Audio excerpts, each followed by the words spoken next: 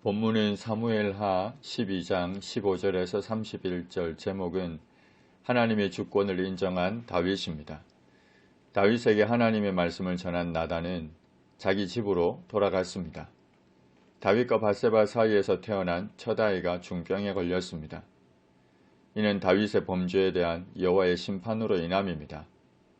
이를 인정한 다윗은 그 아이를 위해 하나님께 간구합니다. 다윗이 금식하고 안에 들어가서 밤새도록 땅에 엎드렸습니다. 다윗은 진심으로 회개하고 하나님을 향해 돌아섰습니다. 그리고 자신의 사랑하는 아들을 위해 겸손한 마음으로 간곡하게 기도합니다. 다윗은 이 일이 나단 선지자가 예언한 대로 하나님께로부터 비롯된 것인 줄 알고 인간적인 수단에 의지하지 않고 겸손하게 하나님께 간구합니다. 왕궁에서 다윗 왕을 모시고 있는 왕궁의 원로들이 다윗 곁에 서서 그를 땅에서 일으키려고 했지만 왕이 듣지 않았습니다. 그들과 더불어 먹지도 않았습니다. 이래 만에 그 아이가 죽었습니다.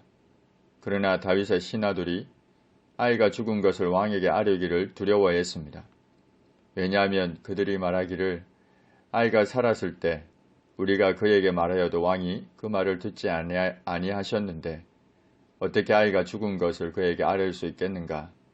왕이 상심하실 것이라고 했기 때문입니다. 다윗이 그의 신하들이 서로 수군거리는 것을 보고 그 아이가 죽은 줄을 깨달았습니다. 그의 신하들에게 아이가 죽었느냐고 묻자 죽었다고 했습니다. 다윗이 땅에서 일어나 몸을 씻고 기름을 바르고 의복을 갈아입고 여호와의 전에 들어가서 경배했습니다. 다윗은 아들의 죽음을 하나님의 심판으로 수용하면서 이제 일어나 먼저 여호와께 경배합니다. 이는 하나님의 주권을 철저하게 인정하고 승복한다는 다윗의 신앙을 보여줍니다. 그런 후에 왕궁으로 돌아와 명령하여 음식을 그 앞에 차리게 하고 먹었습니다. 이 모습을 본 그의 신하들이 다윗에게 물었습니다. 아이가 살았을 때는 그를 위하여 금식하고 우시더니 죽은 후에는 일어나 잡수시니 이 일이 어찌 된 것입니까? 아이가 죽을 병에 걸렸을 때 그처럼 슬퍼하고 괴로워했다면 이제 죽었을 때에는 더 슬퍼하고 괴로워할 것 같은데 도리어 태도를 바꾸니 묻지 않을 수가 없었습니다. 다윗이 대답했습니다. 아이가 살았을 때 내가 금식하고 운 것은 혹시 여호와께서 나를 불쌍히 여기셔서 아이를 살려주실런지 누가 알까 생각했기 때문입니다. 하나님은 악에 대해 진노하시는 것이 사실이지만 다른 한편으로는 자비롭고 노하기를 더디하시는 분이시기 때문에 아이를 혹시 살려주실지도 모른다고 생각하고 금식하며 기도했던 것입니다. 그러나 지금은 죽었으니 내가 어찌 금식하겠습니까? 내가 다시 돌아오게 할 수는 없지 않습니까? 나는 그에게로 가려니와 그는 내게로 돌아오지 않을 것입니다. 다윗은 아이가 자신의 죄로 인해 죽어갈 때 말할 수 없는 고통을 느끼며 아이의 회복을 위해 식음을 전폐하고 하나님께 은혜를 구했지만 아이가 죽은 후에는 공의로 심판하시는 하나님의 주권을 인정하는 측면에서 자신의 슬픔을 억제하고 일상생활의 모습으로 돌아간 것입니다. 다윗이 그의 아내 밧세바를 위로하고 그에게 들어가 그와 동침했더니 그가 아들을 낳음에 그의 이름을 솔로몬이라 했습니다. 솔로몬은 평화라는 뜻입니다. 하나님과의 관계가 회복된 것을 의미합니다.